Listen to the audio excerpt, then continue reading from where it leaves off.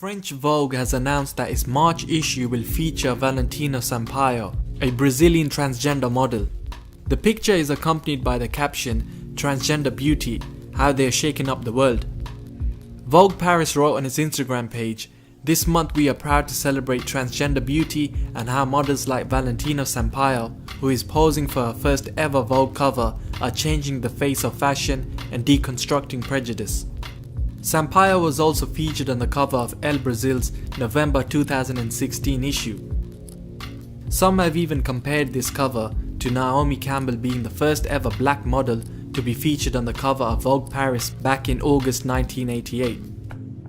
The editor-in-chief of Vogue Paris, Emmanuel Holt, wrote on the magazine's website, "In a post-gendered world which more and more designers are highlighting on their runways, trans people, the ultimate symbols of rejection of conformity, are icons that Vogue supports and chooses to celebrate. Anoni's Oscar nomination, Caitlyn Jenner being awarded Woman of the Year by Glamour US, and the success of the television series Transparent, about a family man who decides to transition, all point to significant progress and a message of hope. But only when a transgendered person poses on the front cover of a fashion magazine and it is no longer necessary to write an editorial on the subject, we will know that the battle is won." We are seeing a reoccurring theme in media, entertainment and fashion. A gay and trans agenda is being pushed onto the masses. We have seen it with National Geographic with its Transgender Revolution issue, Maybelline with its male model, a number of TV shows incorporating the transgender lifestyle in its storylines. The list goes on and on. Homosexuals and transgenders have existed throughout history, but the elite think it's fitting for them to constantly perpetuate the homosexual and transgender lifestyle onto the public, mainly to confuse young minds. Masculinity is seen as old and out of style, out of touch with this day and age. The goal is to divert us from the natural way of living.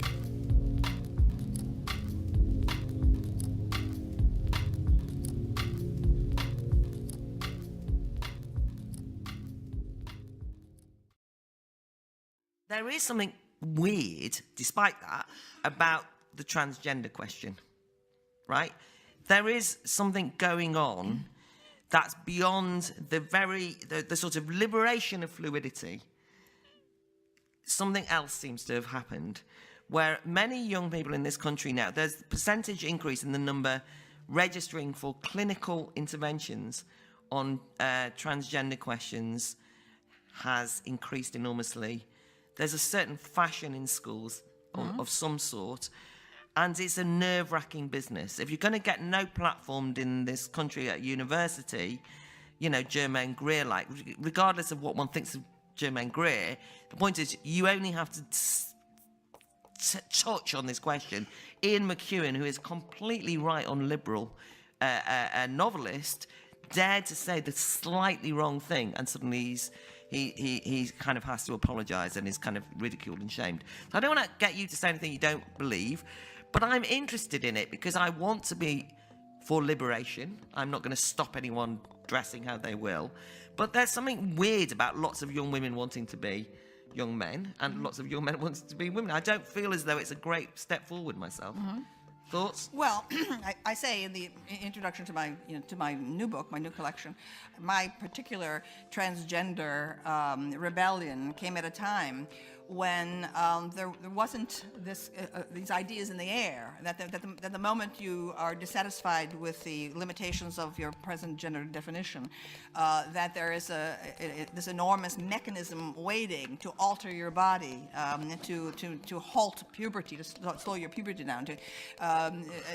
People, all very well-meaning and very sympathetic, are there to provide surgical intervention and potential, permanent changes in your body with which there's no going back. Okay, I mean, for me, a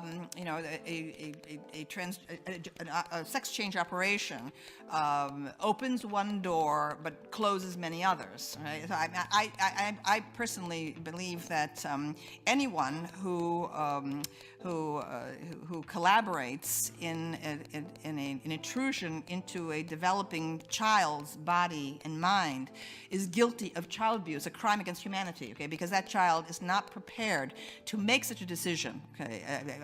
I think that such decisions about sex reassignment surgery must wait when one attains a majority, which would be, it seems, a minimum of age 18. I'm very concerned with this because I think that it's become a fashion, okay, that the transgender definition has become a kind of convenient label for young people who may simply feel alienated, okay, culturally for many other reasons, okay.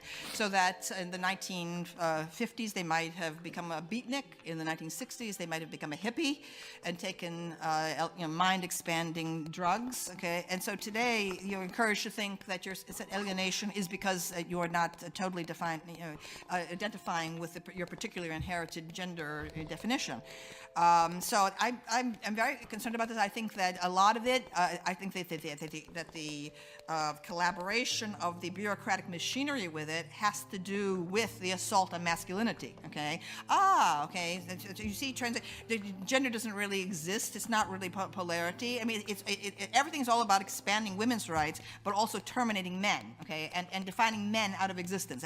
Masculinity is by definition toxic, okay? Masculinity doesn't exist. You see, this is the proof of it. But now I began all of my studies, my book Sexual Personae began as a dissertation at Yale graduate school on androgyny. I've always been fascinated, attracted, to the subject of androgyny, and that's what the sexual personae is. I explored it in history, but the more I explored it, I realized that that historically, the movement toward androgyny occurs in late phases of culture, okay, as a civilization is starting to unravel, okay, and that you can find it again and again and again through history in the Greek art, okay. You can see it happening all of a sudden. Okay, there's a kind of the sculptures of handsome nude young men athletes that used to be very robust, okay, in the archaic period suddenly begin to seem like wet noodles, okay, toward the end, okay, and that the people who live in such periods, a late phase of culture,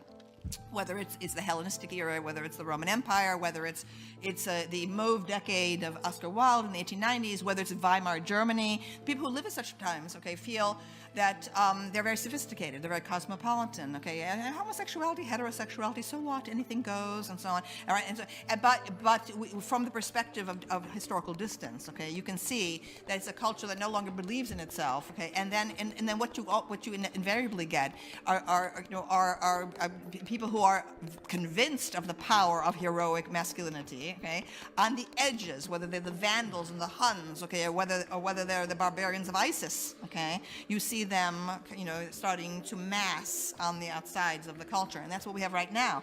That there is a tremendous and rather terrifying disconnect between the infatuation with the transgender movement in our own culture and what's going on out there. Okay, all right, and so I mean that's why I'm concerned. I feel it's ominous. Okay, I question whether the transgender choice is indeed genuine in every single case. But what concerns me is when well-meaning adults, believe that they're helping people by making it easier some permanent change in the body from which there is no going back. For example, Brown University, one of the elite Ivy League schools in the United States, put sex reassignment surgery on its student insurance program. Okay, so that it becomes they can get a sex change in college. I thought, oh my Lord, okay, I feel that's evil. Okay, because what it does to young people today facing an uncertain job market. Okay, what it says, people who are questioning their gender while they're at Brown University suddenly feel, well, it's like economically, a better judgment, for me to move now on this rather than to wait till I don't have a job and living in my parents' basement. Okay, so actually, the adult community trying to be understanding, okay, is, I think, involved in possibly making a permanent change in someone's life that could have tragic consequences.